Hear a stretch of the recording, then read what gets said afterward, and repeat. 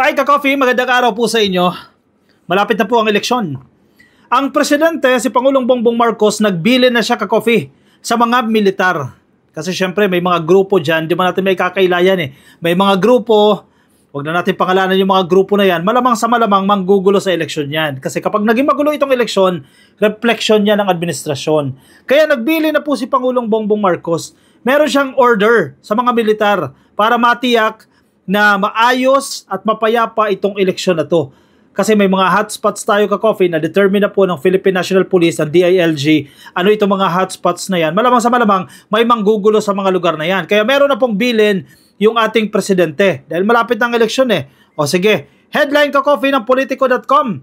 Dapat alerto. In fairness ha, dapat alerto. Bagamat majority po ng trabaho ay nakatutok sa Philippine National Police, pero ang military natin, ang mga sundalo natin, kinakailangan pa rin po nilang tumulong at magbantay para matiyak po ang kaayusan nitong halalan.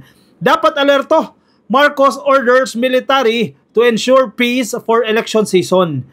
Kasi masasabi mo lang naman na matagumpay itong eleksyon na to kapag naging peaceful, kapag naging maayos, walang nakawan ng balota, walang dayaan, walang mga violente, walang mga physical abuse o kung ano man yan para masabi natin na successful itong eleksyon na to.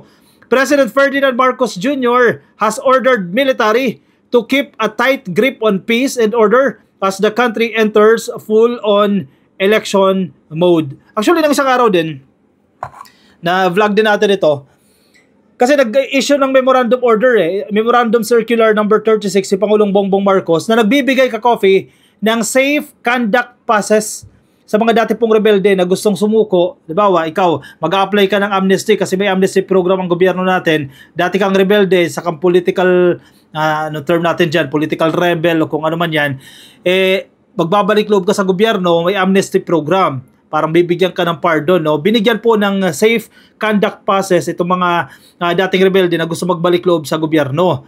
Isa na rin yan, isang paraan na rin yan para tuloy-tuloy na to, ma-address natin, matapos natin yung issue sa local insurgency. At ito, dyan din po sa speech na yan, sa same event na yan, speaking to the troops at the 6th Infantry Division, dyan po sa Dato Udin Sinsuat, dyan sa Maguindanao, nito Biyernes, Marcos reminded the Armed Forces of the Philippines to stay visible and ready, especially with campaign season heating up ahead of the May 12 midterm elections. Correct.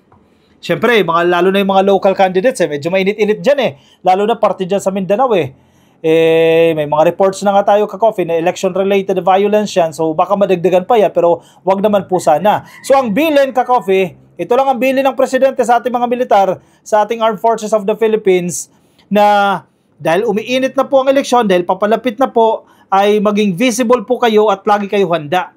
Maging visible at ready. Alam mo, sa totoo lang, malaking bagay yung visibility ng pulis at visibility ng mga sundalo, lalo na sa mga probinsya o kahit saan, kahit sa Metro Manila. Once na makakakita ka, kumpulan ng mga sundalo o kumpulan ng mga pulis, di ba, kahit papano magiging kampante ka.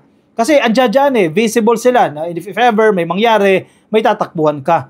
Di ba, yung simpleng visibility, malaki yung naidudulot niyan. So yan ang bilin ng ating presidente sa mga militar, maging ready, and always naman yan, laging ready ang ating mga militar at visible. Sabi ng presidente habang umiinit po itong kampanya. Internal security is now transitioning from the AFP to the PNP. The president proudly announced, citing improvements in peace and order, kaya na yan ng pulis. Yun, correct. Ito yung sinasabi natin kanina. Election, mostly ang nagtatrabaho dyan mga pulis, ang Philippine National Police, di ba? Kasi magkaiba naman ng mandato yan ka-coffee. Ang mga sundalo natin at mga pulis sa mga syudad, sa mga lungsod, yan mga pulis yan. Pero pag mga kabundukan na yan, pag may mga issue sa local insurgents, ang militar yan. Pero dahil ang eleksyon, mostly ang mga pulis po ang nagtatrabaho dyan. At confident naman ang ating presidente, confident siya sa leadership ng Philippine National Police na kaya na nila yan. Siyempre kahit pa paano, sige, pagpahingahin din naman natin itong ating mga militar. Pero ang sinasabi niya rin, dapat ready din at dapat visible din. For sure, gagawin naman yan ng AFP.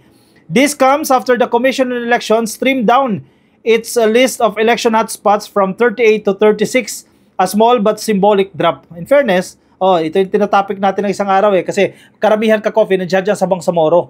Nandiyan dyan sa BARM, Bangsamoro Administrative Region and Muslim Mindanao. So, kahit papano, from 38, naging 36 na lang po yung ating election hotspots. Kapag sinabi mong election hotspots ka-coffee, dyan yung potentially posible na magkakaroon po ng mga election-related violence, medyo mainit-init po yung tunggalian ng mga local leaders, ng mga nagsisitakbo dyan sa mga lugar na yan. Kaya yan ang tinututukan ng COMELEC, syempre ang Philippine National Police, dahil deputized naman sila ng COMELEC, no? Ayan, magkaroon pa ng mga maraming checkpoints, di ba? Paigtingin pa yung kanilang efforts dyan para matiyak at maiwasan itong mga election-related violence. Marcos gave props to the 6th Infantry Division for its role in welcoming rebels back into civilian life and helping stabilize parts of Mindanao. Over 1,000 weapons, from rifles to small arms, were presented to the Commander-in-Chief during his camp visit. Proof is said that the tide has turned. Ito yung sinasabi natin ka-coffee kanina na magbibigay nga sila ng safe conduct passes, no, sa mga dating rebelde. Pero syempre, kasama niyan, may mga benepisyo kasi yan na ibibigay ang gobyerno sa mga dating rebelde na sumuko. May benepisyo kayong ma-avail mula sa gobyerno kasi itong amnesty program na yan. Pero syempre, i-surrender nyo yung mga armas ninyo. Diba? And then, kung kayo, pasuko pa lang kayo at ongoing pa yung pagproseso sa inyong mga papeles at totally hindi pa kayo cleared, absuelto kayo sa pagkaka-aresto. Ito yung didiscuss natin sa isa nating vlog kung napanood nyo yan ka-coffee, no? Dahil meron kayong safe conduct passes na binibigay po ng gobyerno. Nandiyan dyan mismo si Presidente. Nandiyan dyan siya mismo sa Maguindanao para tiyakin na sincero talaga itong gobyerno. Sincero itong administrasyon na to na maayos natin ang ating bansa. Diba? Mapanatili natin ang kapayapaan. Kasi baliwala hindi uunlad ang Pilipinas kung magulo.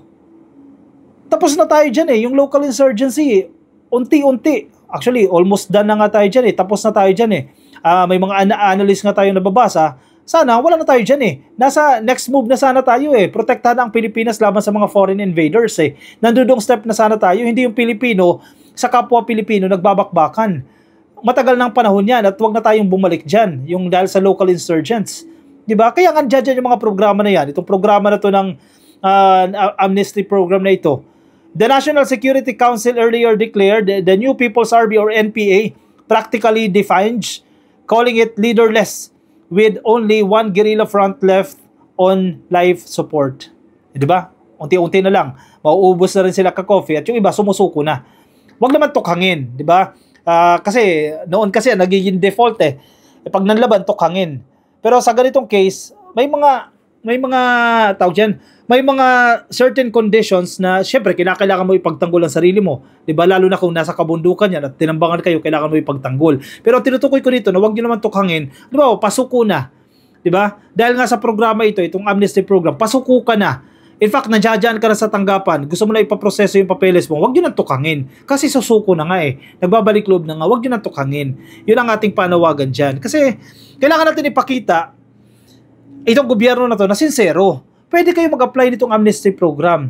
Diba? Pero dapat sincere din kayo. I-surrender ninyo yung inyong mga armas at magbalik loob kayo sa gobyerno. On the other hand, pag ginawa nyo yan, ito yung mga programa ng gobyerno, ito yung mga financial assistance na ibibigay sa inyo. At kung saan kayo nagkukuta, kung saan kayo nagtatago, yan mabibigyan na ng mga proyekto. May napuntahan akong kampo ka-coffee ng mga rebel groups last year, nakaakyat tayo dyan. Isa sa concern nila, gusto na nila magbalik loob pero walang sincerity from the other side Natatakot sila, hindi sila nagtitiwala previous administration ka-coffee. Kaya nagtatago lang sila. 'Di ba? Last year nung nagpunta tayo sa kanilang kota, 'yun ang kinikwento nila.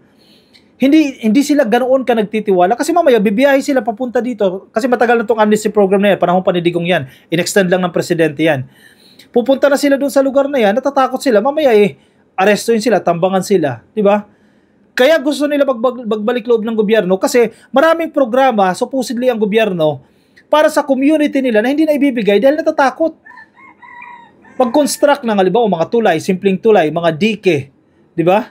Mga kalsada, natatakot kasi hindi nila, syempre from the side of the government, mamaya kung anong gawin sa amin ng grupo na yan, ng mga rebelding grupo na yan, hindi sila napaprioritize. As compared, kapag sumuko na yung mga rebelding grupo na nandiyan na nanatili sa community na yan, that's the time na magsisimula na pong magpasukan itong mga programa ng gobyerno. Mapatayuan na sila ng eskwelahan, mapatayuan na sila ng health centers, yung kalsada nila ayusin na, yung farm to market roads, maayos na. Di ba sinong ayaw niyan? Kaya win-win solution to. Itong ginawa ng presidente, pumunta siya mismo dyan sa Mindanao, pumunta siya dyan mismo sa Maguindanao, para ipakita na sincero itong gobyerno na to na magkipagkasundo sa mga local insurgents. Para tapos na. Matapos na natin yung conflict na yan. Tama yung sinasabi ng presidente, we are transitioning na. From AFP, yan, PNP na ang mag-handle. Lalo na po itong eleksyon, papalapit itong halalan. Maging maayos na. Huwag na tayo bumalik doon sa barbaric times. Di ba? Good news ito, malaking balita ito. In fairness sa ating presidente, nagtatrabaho. Kaya mga bashers, tumigil naman kayo dyan. Puro kayo bash. Ano bang ginawa ninyo? Nagtatrabaho yung ating presidente. Sana matauhan din naman kayo. O siya, Ka-Coffee, sana maging maayos itong eleksyon na to. Maging safe itong eleksyon. Iboto natin ang tama. At, syempre, Ka-Coffee, lalambing na rin ako sa inyo. Kung wala pa kayong party list, Ka-Coffee, na iboboto, I encourage you, Ka-Coffee, ito, kilala ko ng personal, as in, naimbitahan tayo mismo, nakausap ko mismo ito. Ang OFW party list, number 83 sila, Ka-Coffee, sa balota. Number 83, OFW, 3 letters lang po yan, OFW. Nakausap ko mismo, Ka-Coffee, dahil in-invite ako mismo, nakausap natin si Congresswoman Marisa Delmar Magsino, ang representative po ng OFW party list. Nagpunta tayo sa kanilang headquarters at in-explain talaga sa atin, ito kami, ito ang party list namin, ito yung mga ginawa namin, at may mga patunay, may mga ebidensya. O kung ikaw ay OFW, naranasan mo na, Ka-Coffee, yung OFW lounge sa NAIA Terminals 1 and 3, diba napakaganda, libreng pagkain, and then in the coming days, magkakaroon na po ng sleeping quarters para sa may mga connecting flights, libreng pagkain, relaxing, libreng coffee, kung naranasan nyo na. Nangyari po yan dahil sa resolusyon ni Congresswoman Marisa Delmar Magsino, and of course, sa pakikipagtulungan sa DMW, sa OWA, sa MIA, at sa iba pa pong mga tanggapan. At marami pa sila mga programa na in-explain sa atin. May mga previous videos tayo, inisa-isa na natin yan. Kaya maglalambing ako sa inyo, Ka-Coffee. Hindi ko kayo ipapahamak. Kilala ko itong party list na ito. OFW party list. Hindi ito yung mga party list na typical na gagamitin yung party list system para makakuha lang ng posisyon at pag nakatungtong na, hindi magtatrabaho. Hindi ko pa kilala ito noon kasi alam niyo naman before, nagtrabaho ako sa media, di ba? Nai-interview na namin yan. Nagkakandak sila ng hearing, nai-interview na natin yan kung ano yung ginagawa nila para sa mga OFW, sa mga kamag-anak dito sa Pilipinas. Ayan, kung wala pa kayong party list, invite ko kayo, Ka-Coffee, itataya ko yung pangalan ko dito. Number 83, OFW Party List. Ayan. Kung hindi pa po kayo nakakaboto, yung mga OFW natin na boboto na at nakaboto na, okay lang po yan. Pero option nyo yan, Ka-Coffee. Decision nyo yan. Hindi ko kayo pinipilit, no? Ako nagsasabi lang po sa inyo ng mga suggestion. O siya, ako'y magpapaalam muna sa inyo pansamantala yung mga nasa Facebook, Ka-Coffee. Pasuyo na lang. Please, like and follow sa Facebook. Yung mga nasa YouTube, click lang po na subscribe at hit nyo na po yung notification icon para updated kayo sa ating mga bagong upload. Kita-kits tayo, Ka-Coffee, sa aking susunod na videos. Paalam po sa inyo. Bye-bye.